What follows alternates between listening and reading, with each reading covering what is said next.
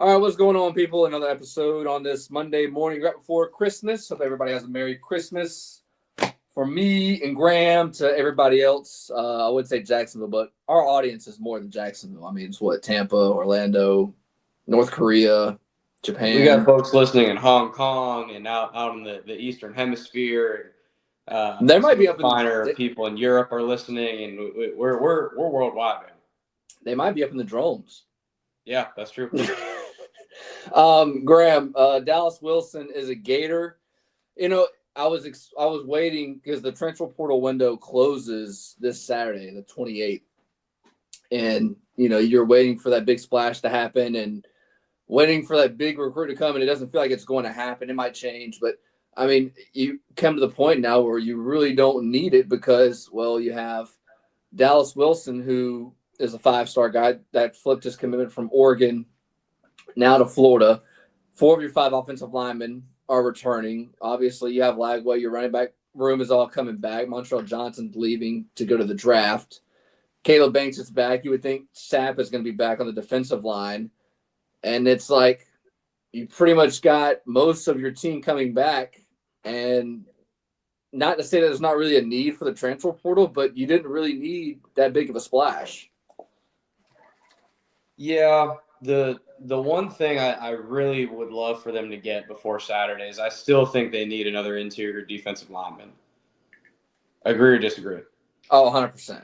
I think on the offensive line, I'd love to get somebody just for experience purposes and somebody else in that room to compete for the starting right tackle spot. But I have to believe with Fletcher Westphal getting good playing time in the bowl game, him playing a decent amount, and then you pair that with the fact that Austin Barber's back, Damian George is back, Jake Slaughter's back, and then obviously Najee Harris wasn't going anywhere, and Cam Waits, who originally started at right tackle to begin the year, is going to be back. At this point, I don't think they're probably going to add anything in the offensive line. I don't think it's a desperate need. Like if they run with this group going into the spring, I'm okay with that. I don't think they're severely lacking anywhere. I wouldn't be like, it'd be cool to add a name, but I wouldn't be like, what the hell are you doing? The D line though, they need another body in the interior, right? I mean, I know they just got the edge from UMass, and that's fine, and hopefully they hit on that eval. The equivalent to that kind of small school eval guy they got last year was Joey Slackman, and we saw what happened with him. Wasn't exactly Nick Bosa out there. So, I mean, Joey Slackman was a miss, and if this guy's a miss, it's not the end of the world. I think they're okay at edge. At edge, I mean, between you have to imagine we still haven't heard anything official, but if I had to guess, I think Tyreek Sapp is going to be back. George Gums is going to be there. LJ McCray is going to get some play. So they've got guys at the edge. And obviously Caleb Banks is back, but they need another Cam Jackson type of role. Johnny says they have a ton of skill position players, need to work on those interior trench monsters, especially. Completely agree, Johnny. I think you're spot on. In the offensive line, I think you're fine. Your interior 3 that started this year, they're all back. And 2 of them you thought was a decent chance we're going to either hit the portal and Damian George or go to the draft and Jake Slaughter. They're both back. That was big to get them. And then Najee Harris had a great year. He's not going anywhere at left guard. I'm cool there. Left tackle, I'm cool. Like I just said, offensive line, I'm cool.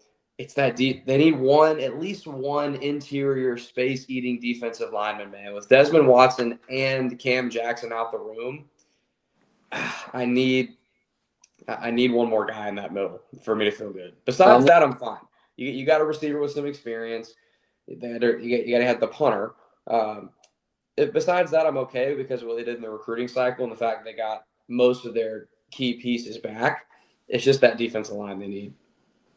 I'm looking at the snap count from the season. I think this was before. Yeah, this is before the bowl game.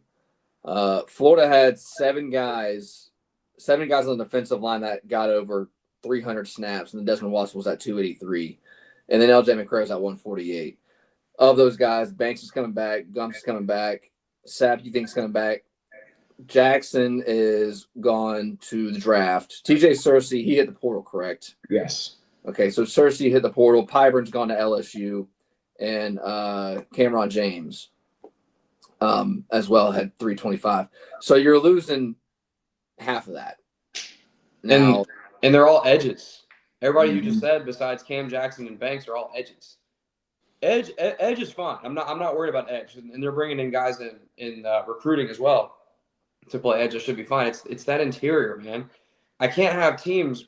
I can't have Miami week 2. I can't have them coming downhill, get week 3 in Coral Gables. Apologies. I can't have them getting 4 or 5 yards of carry, man.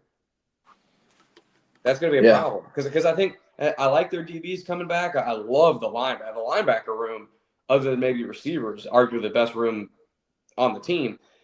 But if you don't have those D tackles to penetrate, man, it creates all kinds of problems for your defense. I'm still worried about that. Yeah, seriously committed to A&M. Dude, so much junk has happened in the portal. I remember stuff, but I don't remember it when this podcast starts. But it is what it is, man. So we'll see what they do for the portal for the rest of the week. I'm not expecting anything big, but if it does, good for them. And I don't know what the NIL money situation's like. I don't know how much money's left because I'm sure that they spend most of the money on the retention of the players that they already have. In high school. Yeah, and the high school ranks too. Graham, let's get to basketball, and then I want to talk about the college football playoff before we roll. Okay, so we got to talk some Dallas Wilson. We haven't talked to Dallas Wilson really at all. I'm glad you said that. Dallas Wilson, 5-star. I meant to pull up his stats here. Everything that I've seen, Graham, he looks like he's a dude, and he's going to perform well and get playing time. So you're going to have Mizell, Dallas Wilson, Eugene Wilson. Who's the other receiver? I'm missing. Vernell Brown. Vernell Brown's going to be the other dude. You're going to have 4 guys that are going to have a good rotation, and then you're going to have, a couple other people that are going to be okay. You Tank would think Hawkins, T.J. Abrams. Yeah, Hawkins was Nashawn Montgomery. That's a crowded-ass room, man. Look, fast forward to next year, some of these guys are going to be crafting up God has a plan tweets with the graphic and hitting the portal. Because not just the math. I mean, not everybody's going to play a lot. But, man, this receiver room is ridiculous, dude. The talent that it's got now. Because, Dylan, look, it's really not crazy to think at all that Vernell Brown and Dallas Wilson can both be starters. No. That's not great. Think about it.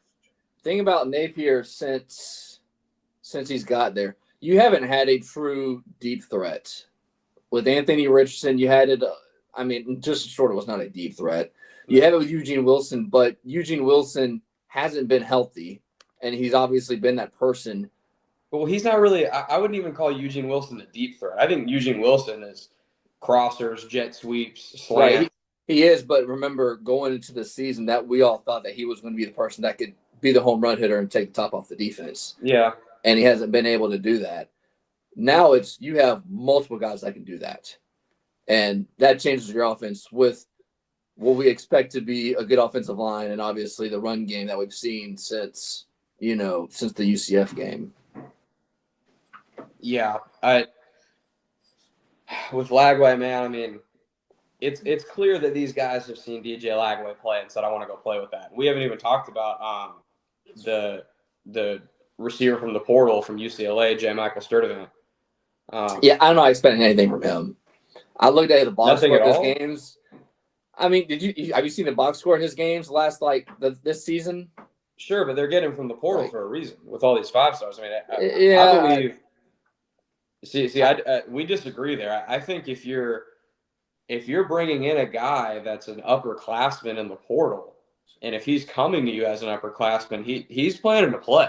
And then look, is he going to make a bunch of sexy, flashy plays? Probably not. But I'm thinking, maybe not Elijah Badger level of production, but maybe a Chim DK level of production, somewhere in there. Again, we've talked about this 100 times. I know I'm kind of a broken record with this, but I always believe that even with all the I'd always believe that even with all the high school talent they're bringing in and the talent they already have at receiver, that they, with Chim DK out the door and Badger out the door, I always wanted them to have someone that's gotten some experience, that's played a lot of college football, because you just don't know with these true freshmen, you have to imagine they're going to be ready for the moment. And they're going to be like that, and I fully expect them to be. But you just don't know until you do it. When you're in Coral Gables against Miami, when you're in Death Valley in Baton Rouge against LSU, when you're playing against Tennessee, when you're playing against Florida State, when you're playing against in these big-time games, they just needed somebody in that room that's caught some passes in college football, and they got that with J. Michael Sturdivant, and he is big and he is fast.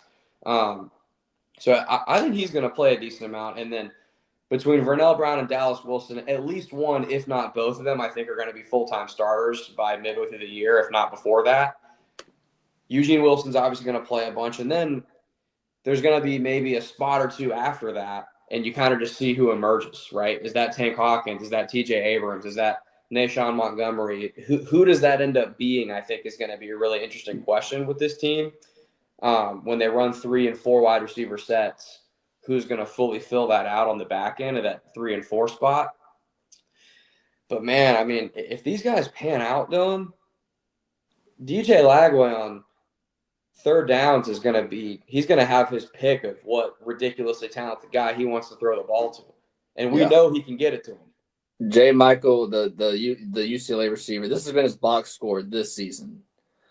Had 2 games over 100 yards against USC and Minnesota. Other than that, it's a bunch of 3 catches, 36 yards, 2 for 26, 2 for 19, 1 for 6, 2 for 4.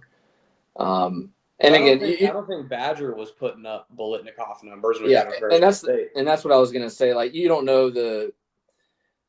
I don't know anything about UCLA football other than they're really, really bad. So I mean, you don't know if they have somebody else there that was getting all the targets, or if he wasn't the main focal point, or if he was dealing with an injury. I have no idea. CS Watt is telling us, and I think I saw this as well, that he had a big freshman season. And UCLA hadn't been very good. Things have kind of been all over the place for them. So I got high hopes for him. I'm excited. But continue. I didn't mean to cut you off. Yeah, no, it's just like I know there was that video that got posted on Twitter that everybody kind of caught on to about all those plays he was making. I was like, okay. And then I looked at the box score. I'm like it doesn't check out. But yeah, this was just this season. I was trying to get the previous years, but yeah, I did see one year where he did really, really well. He's only a junior, so he should have. Yeah, he was at Cal. Had his best year. He had the most catches, most yards when he was at Cal. Then he transferred to UCLA. That was in 22, his freshman year. So we'll see, man. I mean, the future looks bright. We all believe that you have your best collection of talent. The guys seem to be playing together well, and we won't know anything until spring ball, which is in April, right? Yeah, mid-April. And then you'll see a couple of guys like we mentioned, Sapp. A lot of guys have been declaring for the draft, like Wingo and a couple others. They have till mid-January, so they got about two to 3 weeks for them to make that decision. Graham, let's pivot to basketball. I know the UNF game doesn't do much. They blew them out, but we didn't really. It was a massacre what they did to UNF, man. Yeah. 99-45 was the final. They more than doubled their score. And UNF actually has beaten a couple of good teams in Division I. Mm-hmm. They were out. Their best scorer was hurt and didn't play, so they weren't at full strength, but still. Go back to the North Carolina game. I know North Carolina is kind of hard to tell early in the season because they were only 6-4 up until when Florida played them. They weren't ranked, but they're still a decent basketball team, and they're still a team you expect to make the tournament. Well, they were ranked to start the year. They were ranked pretty high, but then they lost a couple games. Yeah, so dropped them out of the rankings. Before Florida starts conference play, because I think they play Alabama State Saturdays, whatever. And then you start getting into conference play. The first game's against Alabama, and then your season's really starting. They play Stetson, I'm pretty sure. Is it? Whatever it is. I mean, from the little bit I've seen them play, it feels like this is going to be a team that's going to be one of the top teams in the SEC, and like they're going to be a top 10 team week in and week out up until March. Is that fair? When they shoot well, then I don't know if there's not only can they beat any team in the country, when they shoot well, I don't know how many teams can beat them at all. When they shoot really well, like Duke's good this year, Tennessee's good this year, and there's obviously 3 or 4 other top teams across the country that obviously Auburn is playing as well as anybody. But when they're shooting really well, like outside of maybe that top tier, I don't think anybody beats them. And then what encourages me, though, a lot about this team and makes me believe they are going to make a run in March. Who knows if it's Elite Eight, Final Four? Who knows? But what makes me think that this team is really going to make a run like that is because they play really well even when they don't shoot well. They have the ability when Walter Clayton just doesn't have it from beyond the arc, or when Elijah Martin doesn't have it, or Will Richard. Like, these guards are so athletic, and their touch around the rim is so nice, and they're all tough, and they're not scared of contact. All 3 of those guys will just attack the paint, and they'll get fouled seemingly 100 times a game, and they'll shoot a bunch of free throws, and they'll win that way. They'll feed Alex Condon inside if they got a nice mismatch there, and he's got great touch around the rim. His footwork is really nice for a big, and he's really good offensively. So, and he can run the floor too. I mean, that guy will get a rebound on the defensive end, and he'll push it all the way up the floor, and he's dishing. He'll take it to the rack. I mean, this guy is crazy with how fast he is for a big. So they can win that way. Their defense, they fall asleep every now and again, which they got to clean up because that can really haunt you against good teams. Their defense is good, but they just have certain moments where you're kind of like, what's going on here? And then turnovers, they have some games where they catch the turnover bug in a bad way. But when they play pretty clean, man, they're close to – I'm not going to say they're unbeatable. Obviously, good teams can beat them. But they're pretty damn tough to beat when everything's kind of cooking. Johnny's saying Aberdeen is criminally underrated off the bench. Johnny, I agree. Aberdeen's a bit all over the place, though. He's a good, come off the bench bucket getter type of guy, 4 or 5 minutes when Clayton needs a blow or Elijah Martin needs a blow or whatever. The offense kind of gets a little chaotic when he's in the game. He reminds me of, if you remember, Dylan, Tyree Appleby from a couple years ago, who would come off the bench, and he'd have a game where he can't miss, and you're like, this guy is insane. But then he'd turn the ball over 10 times, you're like, dude. So he's kind of like that. But when Aberdeen's cooking, he is a really nice addition, especially shooting the basketball. But, man, we're going to find out a lot about this team when conference play opens up, dude. I mean, you're at Rupp Arena January 4th against Kentucky, and then that Tennessee following Tuesday you got Tennessee at home. So yeah, I don't know what it is. When I type into Google Florida basketball schedule, it pulls up the women's basketball schedule. I don't know what Google's trying to do with this women's propaganda, pushing women's basketball on me. But I said Alabama State because that's who the women's basketball team plays. Okay. And they play Alabama the first game. I'm like, yeah, this isn't right. Yeah, they got Stetson, and then your first 2 games are Kentucky, Tennessee. And then you go a couple weeks, you play Arkansas, Missouri, Texas, South Carolina, and then you play Tennessee again. And then early February, you play Auburn. So we're going to know early in this conference schedule, in this conference slate, what this team, how good they're going to be in conference and the seeding and where they're going to fall in the conference tournament. But yes, Graham, I will watch college basketball this year. Good. You have my word. Good.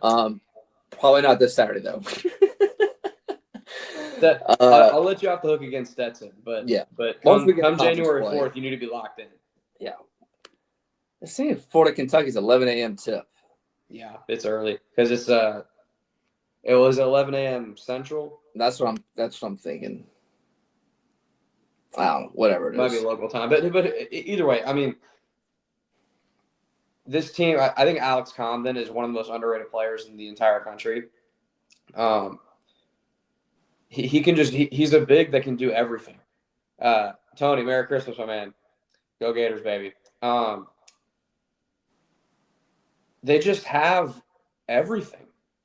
I love the way Todd Golden constructs his roster because he's always got a lot of size that you never look at a Todd Golden team and feel like they look smaller than their opponent.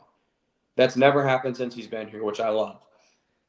They are, I mean, Condon is your main guy in the front court, but between Sam Alexis and Ruben Chinyelu, and I'm missing someone. I'm missing another big. Thomas Howe. They always have size. So, like, a lot of bigs in college get in foul trouble. If any point this year, one or two guys get in foul trouble, they still have bigs. It's not like they'll get dominated inside if one guy gets in foul trouble, so they're good there. Obviously, Walter Clayton is the straw that stirs the drink with this team. What a leader! What a competitor! I mean, that guy. What I love about Walter Clayton, like I just said, is even in nights where he doesn't have it shooting, he finds every other way to get involved in the game. He's not a true point guard. He's normally a 2, but he's the point guard for this team, and he still facilitates, still pushes the ball up the floor. He'll get to the rack when he's not shooting well, get fouled a bunch, and he'll still end up. You'll look up. He'll still have 20 points.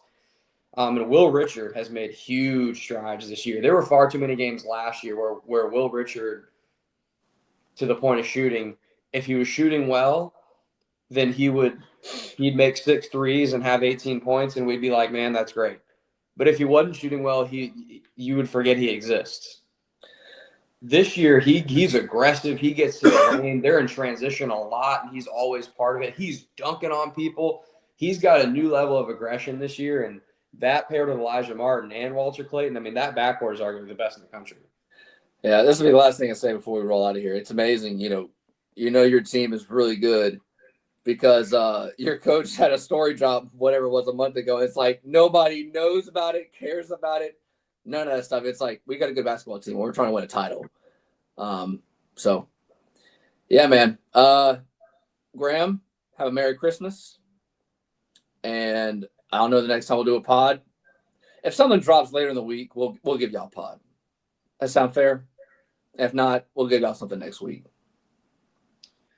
I had one more question for you, and I forgot what it was.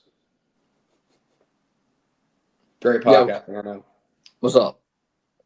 What was I going to say? Oh, yeah. Does the Dallas Wilson flip make you feel 100% satisfied with talent acquisition at this point? About 90, 95%, yeah. Johnny says Jonte Cook just committed. Is that true? I'm on my phone. Can you double check? Yeah, I know this is great podcasting here at the end, but if that happens, let's go ahead and react to it while we're here. Packers Vikings got flexed. Don't care. I don't know. I'm not seeing anything on my Johnny got. Never mind. All right, so Jonte Cook did not just commit. Yeah, I'm not seeing anything on my Twitter within the last. He did not. You heard nothing from Denmark and Marsh. That is not the case right now. DK just committed, just declared for the draft. That's news I see. Okay, so anyways, back to what we were trying to talk about. Dylan, with the Dallas Wilson flip, let's say, just for talent acquisition purposes, let's say they get nobody else in the portal, and later National Signing Day, they get no one else is added to the team. What do you grade this roster relative to what it was when they walked off the field against Florida State and the acquisitions they have brought in since then? The team's definitely a lot, I'd say, better. When we're looking at this as if like everybody's going to be healthy, you're going to lose a guy or two to training camp, like Pyburn 2 years ago going into the season. What was it, like Lions this year? It's going to happen. The only thing that I really don't feel fully confident is like what you said with the defensive line. You got to have guys, especially in the interior. You have Banks, but you got to have depth, like we saw with this team this year. And if all these injuries happened, and the young guys played well, because they have good depth, and you could say that's coaching and all the other. It was like, okay, that's good for 1 year, but can you do it again next year? And everything's going to change too, because you're going to have another transfer portal window that's going to open up in spring. So a couple of the guys that don't see the writing on the wall, that aren't probably going to get plenty of time at Florida, are going to transfer, and you have the same thing everywhere else.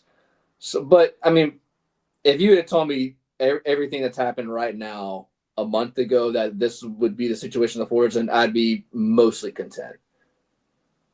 It's an A- right now.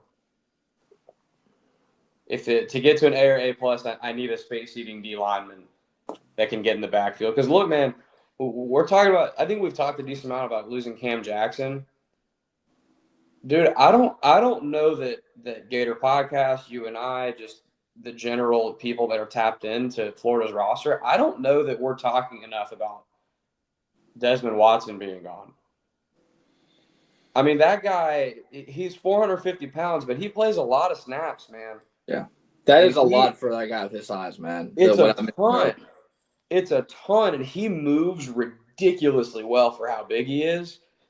And man, like I'm not telling you he was Aaron Donald, but short yardage situations, Florida at the end of the year started really, really killing people in the short yardage, and that he was a big reason why.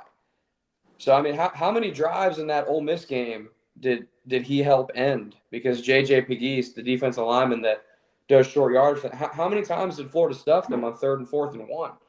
No. I mean, it was literally 4 or 5 times in that game that who knows if they pick up that first down the rest of the drive, they might score a touchdown, get it, who knows? So between Desmond Watson and Cam Jackson, I just have not seen enough to replace. I'm worried about that, man. I've harped on it a lot this episode, I know, but and we're in agreement here. So I don't mean to beat a dead horse here, but like that's the one thing where it's like, oof, I need something, dude. I need somebody that's 300 plus pounds that's going to be in an orange and blue uniform besides just Banks next year. Yeah, I think it'll happen. It's just, I don't know. It might be the end of this week, might be spring, might be, who knows. I mean, with the way college football is, you might get somebody at JUCO, but with all the eligibility that you can get now, apparently. So, I don't know, Gator Great saying, I agree with one comment. I disagree with that. Gator Great says, chat, take a sec, hit the like button. Agree with that. Yes, hit the like button. My opinion, we need a few CBs and DL won't hurt. We already hit DL. I disagree on corners. They're fine at corner, in my opinion. I mean, that's a crowded room, man. I mean, with Dijon Johnson and Cormani McClain and Jameer Grimsley, the guys they recruited as well, like I think they're good at DBs. I mean, Will Harris has really built a strong room between corner and safety. So I think they're good there. Yeah. All right, Graham. I'm about done here. So. All right. Anything else we got to roll? All right. No, sir. Merry Christmas, right, everybody. Merry Chill Christmas. with the nomies. Yeah, nomies. That shirt cracks me up. All right. We'll see y'all. Peace.